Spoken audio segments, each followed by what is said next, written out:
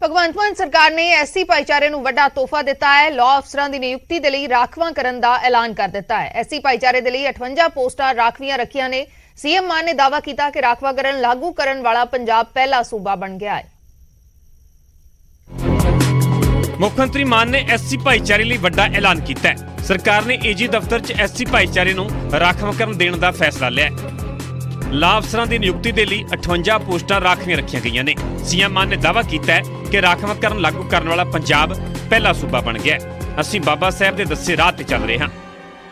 ਜ਼ਿਕਰਯੋਗ ਹੈ ਕਿ 58 ਪੋਸਟਾਂ ਦੇ ਵਿੱਚੋਂ ਐਡੀਸ਼ਨਲ ਐਡਵੋਕੇਟ ਜਨਰਲ ਦੇ ਲਈ 12 ਪੋਸਟਾਂ, ਸੀਨੀਅਰ ਡਿਪਟੀ ਐਡਵੋਕੇਟ ਜਨਰਲ 5 ਤੇ ਡਿਪਟੀ ਐਡਵੋਕੇਟ ਜਨਰਲ ਅਹੁਦੇ ਦੇ ਲਈ 16 ਪੋਸਟਾਂ ਰਾਖਵੀਆਂ ਰੱਖੀਆਂ ਗਈਆਂ ਨੇ।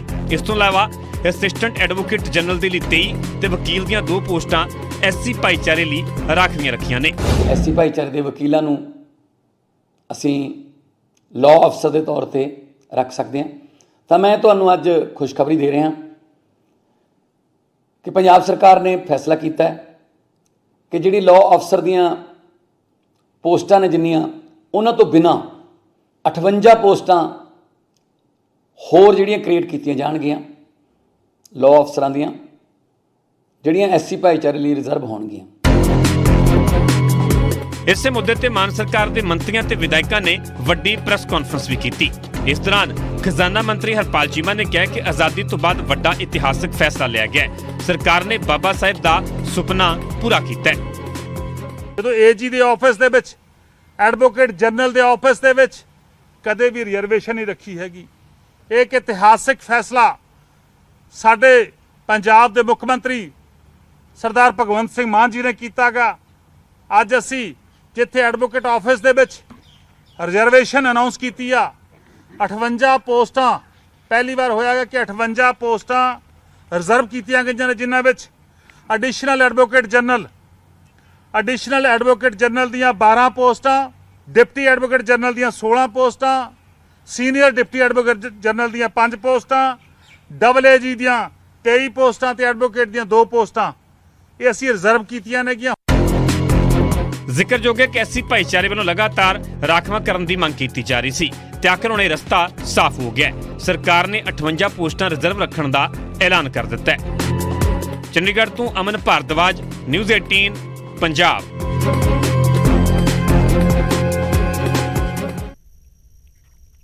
ਉਧਰ ਕਰਪਸ਼ਨ ਨੂੰ ਲੈ ਕੇ ਸੂਬੇ ਦੇ ਵਿੱਚ ਸਿਆਸੀ ਤਕਰਾਰ ਜਾਰੀ ਹੈ। ਵਿਰੋਧੀ ਧਿਰ ਨੇ ਸਰਕਾਰ ਤੇ ਬਦਲਾਖੋਰੀ ਦੇ ਇਲਜ਼ਾਮ ਲਾਏ ਤਾਂ ਸਰਕਾਰ ਦੇ ਮੰਤਰੀਆਂ ਨੇ ਜਵਾਬ ਦਿੰਦਿਆਂ ਕਿਹਾ ਕਿ ਭ੍ਰਿਸ਼ਟਾਚਾਰੀਆਂ ਤੇ ਕਾਰਵਾਈ ਹੋ ਰਹੀ ਹੈ। ਪਤਾ ਲੱਗ ਚੁੱਕਿਆ ਕਿ ਪੁਰਾਣੀਆਂ ਸਰਕਾਰਾਂ ਭ੍ਰਿਸ਼ਟਾਚਾਰ ਕਰਦੀਆਂ ਸੀ, ਰਿਸ਼ਵਤਖੋਰੀ ਕਰਦੀਆਂ ਸੀ, ਪੰਜਾਬ ਦੀ ਤਰੱਕੀ ਵੱਲ, ਪੰਜਾਬ ਨੂੰ ਜਿਹੜਾ ਅੱਗੇ ਲੈ ਕੇ ਜਾਣ ਵੱਲ ਕੋਈ ਵੀ ਕਦਮ ਨਹੀਂ ਪੁੱਟਦੀਆਂ ਸੀ। ਉਹ ਸਿਰਫ ਉਹਨਾਂ ਨਿੱਜੀ ਜਿਹੜੀ ਪ੍ਰਾਪਰਟੀਆਂ ਵਾਧੀਆਂ ਸੀ। ਇਸੇ ਗੱਲ ਕਰਕੇ ਅੱਜ ਜੇ ਤੁਸੀਂ ਆਪ ਹੀ ਦੱਸ ਰਹੇ ਹੋ ਕਿ ਟਰਾਂਸਪੋਰਟਰ ਜੇ ਕਾਂਗਰਸ ਪਾਰਟੀ ਦੇ ਖਿਲਾਫ ਧਰਨੇ ਲਈ ਆ ਰਹੇ ਨੇ, ਤਾਂ ਇਹਦਾ ਮਤਲਬ ਕੀ ਹੈ ਕਿ ਲੋਕਾਂ ਨੂੰ ਸਮਝ ਆ ਗਈ ਕਿ ਪੁਰਾਣੇ ਸਮੇਂ ਦੇ ਵਿੱਚ ਟੈਂਡਰਾਂ ਦੇ ਵਿੱਚ ਘਪਲਾ ਹੋਇਆ ਸੀ ਔਰ ਨਿੱਜੀ ਲੋਕਾਂ ਆਪਦੇ ਖਾਸ ਬੰਦਿਆਂ ਨੂੰ ਟੈਂਡਰ ਦਿੱਤੇ ਗਏ ਸੀ। ਅੱਜ ਵਿਜੀਲੈਂਸ ਜਾਂ ਪੰਜਾਬ ਪੁਲਿਸ ਕਾਰਵਾਈ ਕਰ ਰਹੀ ਹੈ। ਕਿਉਂ ਡਰਨ ਦੀ ਲੋੜ ਆ? ਅਸੀਂ ਤਾਂ ਚਲਾਨ ਬੜੀ ਜਲਦੀ ਪੇਸ਼ ਕਰ ਰਹੇ ਹਾਂਗੇ। ਅਸੀਂ ਤਾਂ ਬੜੀ ਜਲਦੀ ਚਲਾਨ ਪੇਸ਼ ਕਰ ਰਹੇ ਹਾਂ। ਇਹ ਵੀ ਪਹਿਲੀ ਵਾਰ ਹੋਇਆਗਾ ਕਿ ਅਸੀਂ ਵਿਦਨ 3 ਮੰਥ ਦੇ ਵਿੱਚ ਚਲਾਨ ਪੇਸ਼ ਕਰਤੇ ਔਰ 6 ਮਹੀਨੇ 'ਚ ਟ੍ਰਾਇਲ ਹੋ ਜਾਊਗਾ।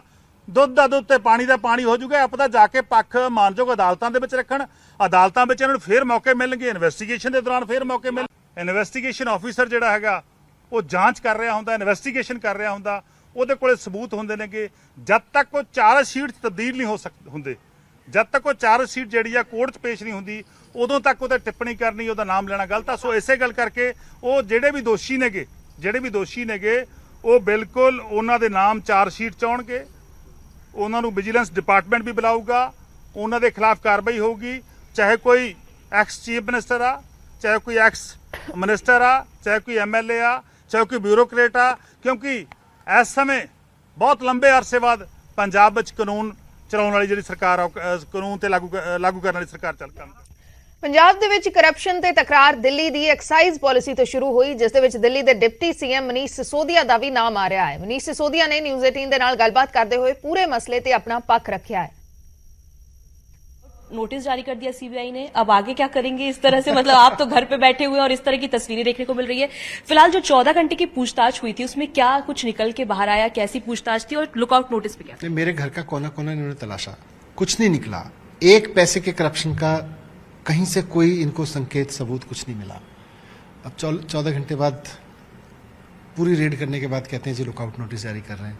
कर ले, लेकिन ये दुर्भाग्यपूर्ण है कि जब कोई काम करने की कोशिश करता है, 75 साल से यही कर रहे हैं देश में लोग, जब कोई काम करने की कोशिश करता है, एजुकेशन पे काम करता है, स्वास्थ्य पे काम करता है, रोजगार पे काम करता है, महंगाई पे काम करता है, इसी तरह से रोकने की कोशिश कर रहे हैं। आज फिर वही हो रहा है। इससे देश नंबर 1 नहीं बनेगा, इससे देश आगे नहीं बढ़ेगा।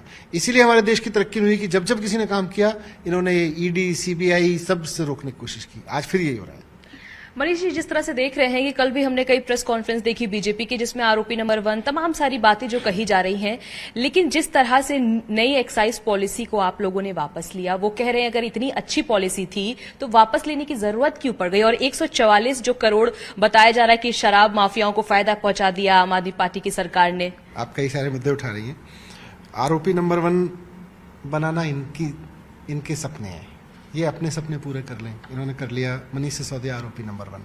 अरविंद केजरीवाल जी का सपना है देश नंबर 1, वो अरविंद केजरीवाल जी पूरा करेंगे, वो इनसे नहीं हो सकता। मोदी जी 24 घंटे अब यही सोचते हैं सरकार गिराने के लिए ईडी का इस्तेमाल कहाँ करूँ।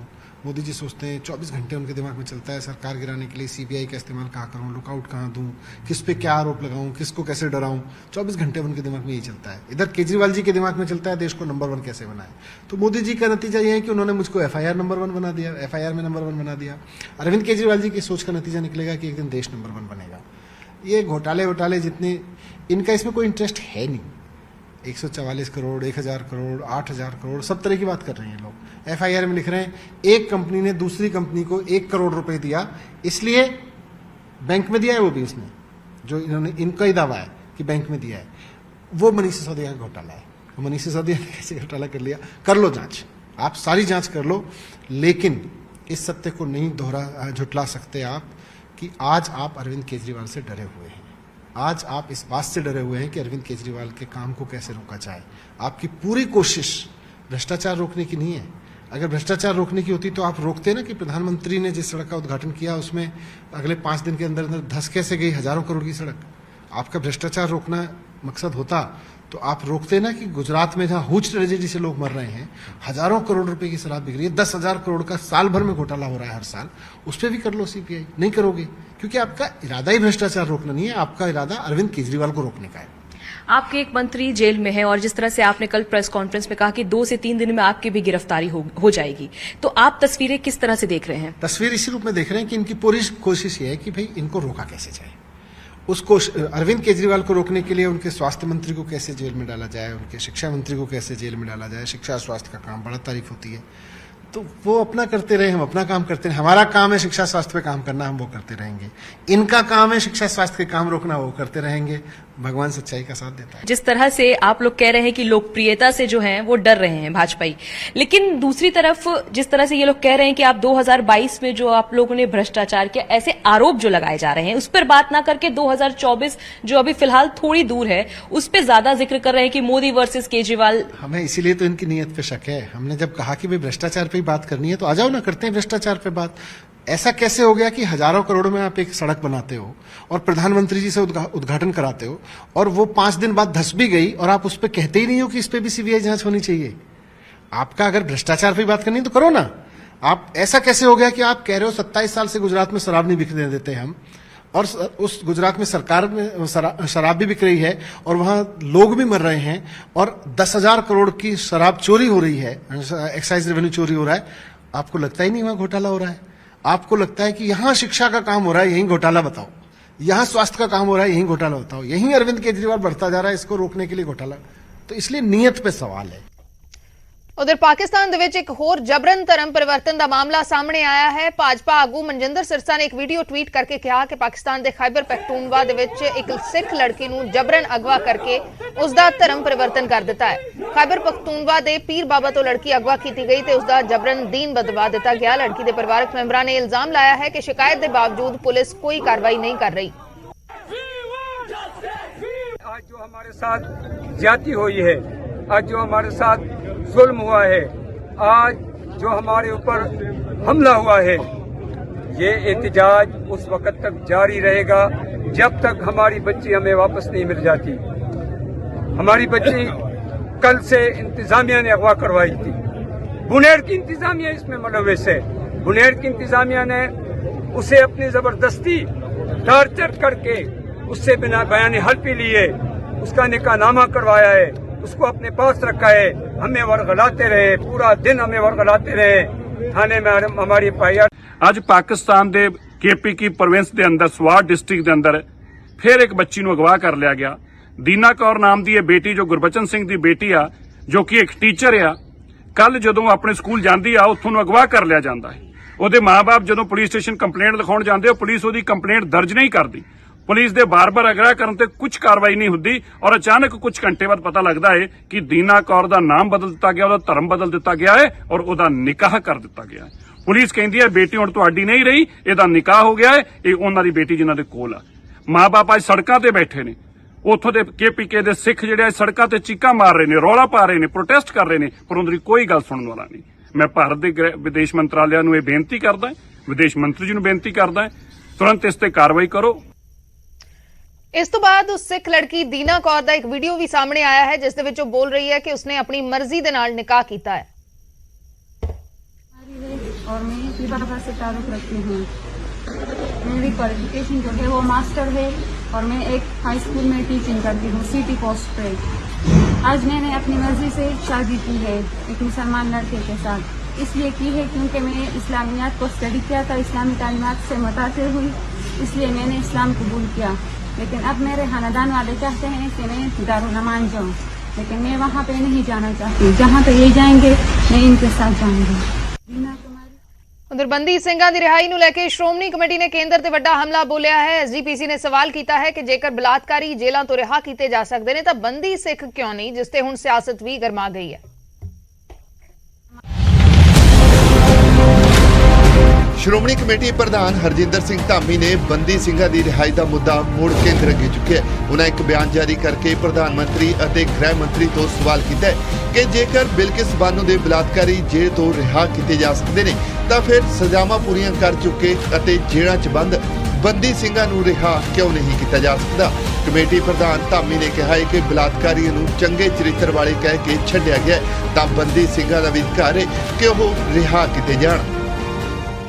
ਔਰ ਜਿਨ੍ਹਾਂ ਨੂੰ CBI ਦੀ ਕੋਰਟ ਨੇ ਲਾਈਫ ਇੰਪ੍ਰਿਜ਼ਨਮੈਂਟ ਦੀ ਸਜ਼ਾ ਦਿੱਤੀ ਸੀ ਔਰ ਉਹ 15 ਅਗਸਤ ਨੂੰ ਉਹਨਾਂ ਦੀ ਜਿਹੜੀ ਉਹ ਰਿਹਾਈ ਕਰ ਦਿੱਤੀ ਗਈ। ਤੇ ਮੈਂ ਪੁੱਛਣਾ ਚਾਹੁੰਦਾ ਵੀ ਜਿਹੜੇ ਸਾਡੇ ਬੰਦੀ ਸਿੰਘ ਜੇਲ੍ਹਾਂ ਵਿੱਚ ਬੈਠੇ ਆ ਸਾਰੀ ਸਜ਼ਾ ਦੁੱਗਣੀ ਭੋਗ ਚੁੱਕੇ ਆ, ਤੇ ਜੇ ਦੁੱਗਣੀ ਸਜ਼ਾ ਭੋਗ ਚੁੱਕੇ ਆ ਤੇ ਫਿਰ ਉਹਨਾਂ ਦਾ ਵੀ ਅੱਜ ਅਧਿਕਾਰ ਆ ਕਿ ਉਹਨਾਂ ਨੂੰ ਵੀ ਰਿਹਾ ਕੀਤਾ ਜਾਵੇ।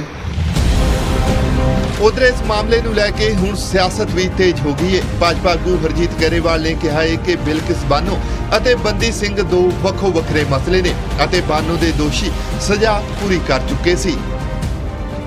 ਉਹਨਾਂ ਦਾ ਜੇਲ੍ਹ 'ਚ ਆਚਰਣ ਠੀਕ ਰਿਹਾ ਤੇ ਉਹਨਾਂ ਨੂੰ ਰਿਹਾ ਕਰਤਾ, ਕਾਨੂੰਨ ਵਿਵਸਥਾ ਲਈ ਖਤਰਾ ਨਹੀਂ ਸੀ। ਇਹ ਜਿਹੜਾ ਸਿੱਖਬੰਦੀ ਕਰਦੇ ਆ, ਪਹਿਲੀ ਗੱਲ ਤਾਂ ਇਹ ਗੁਰੂ ਨਾਨਕ ਦੇ ਵਿਚਾਰ ਨੂੰ ਮੰਨਦੇ ਹੀ ਨਹੀਂ। ਉਹਨਾਂ ਨੇ ਕਿਹਾ ਮਾਨਸ ਕੀ ਜਾਤ ਸਭੇ ਇੱਕੇ ਪਹਿਚਾਨਵੋ। ਬਈ ਭਾਈ ਤੁਸੀਂ ਬਾਕੀਆਂ ਦੀ ਗੱਲ ਕਿਉਂ ਨਹੀਂ ਕਰਦੇ? ਸਿੱਖ ਤਾਂ ਜ਼ੁਲਮ ਦੇ ਖਿਲਾਫ ਖੜਾ ਹੁੰਦਾ। ਇਹ ਕਿਹੜਾ ਜ਼ੁਲਮ ਹੋ ਰਿਹਾ? ਜਿਨ੍ਹਾਂ ਲੋਕਾਂ ਨੇ ਕ੍ਰਾਈਮ ਕੀਤੇ ਨੇ ਉਹਨਾਂ ਦੇ ਬਾਰੇ ਇਹ ਗੱਲ ਕਰ ਰਹੇ ਆ, ਛੱਡ ਦਿਓ ਜੀ ਇਹਨਾਂ ਨੂੰ, ਛੱਡ ਦਿਓ। ਤਾਂ ਸਟੇਟ ਗਵਰਨਮੈਂਟ ਨੇ ਪਹਿਲੀ ਗੱਲ ਤਾਂ ਰਿਕਮੈਂਡੇਸ਼ਨ ਦੇਣੀ ਹੈ, ਉਹਨਾਂ ਤੋਂ ਲਓ। ਦੱਸ ਦਈਏ ਕਿ 15 ਅਗਸਤ ਨੂੰ ਗੁਜਰਾਤ 'ਚ ਸਮੂਹਿਕ ਬਲਾਤਕਾਰ ਅਤੇ 7 ਲੋਕਾਂ ਦੇ ਕਤਲ ਦੀ ਸਜ਼ਾ ਕੱਟ ਰਹੇ 11 ਦੋਸ਼ੀਆਂ ਦੀ ਸਜ਼ਾ ਮੁਆਫ ਕਰਕੇ ਉਹਨਾਂ ਨੂੰ ਰਿਹਾ ਕਰ ਦਿੱਤਾ ਗਿਆ ਸੀ। ਇਹਨਾਂ 11 ਲੋਕਾਂ ਨੇ ਸਾਲ 2002 'ਚ ਗੁਜਰਾਤ ਦੰਗਿਆਂ ਦੌਰਾਨ ਗਰਭਵਤੀ ਬਿਲਕਿਸ ਬਾਨੋ ਨਾਲ ਸਮੂਹਿਕ ਬਲਾਤਕਾਰ ਕੀਤਾ ਸੀ ਅਤੇ ਉਸ ਦੀ 3 ਸਾਲਾ ਧੀ ਸਣੇ 7 ਲੋਕਾਂ ਦਾ ਕਤਲ ਕਰ ਦਿੱਤਾ ਸੀ, ਜਿਸ ਤੋਂ ਬਾਅਦ ਸਾਰੇ ਦੋਸ਼ੀ ਉਮਰ ਕੈਦ ਦੀ ਸਜ਼ਾ ਕੱਟ ਰਹੇ ਸੀ। Bureau report news 18 Punjab. एक छोटे जे ब्रेक के लिए रुकते हैं।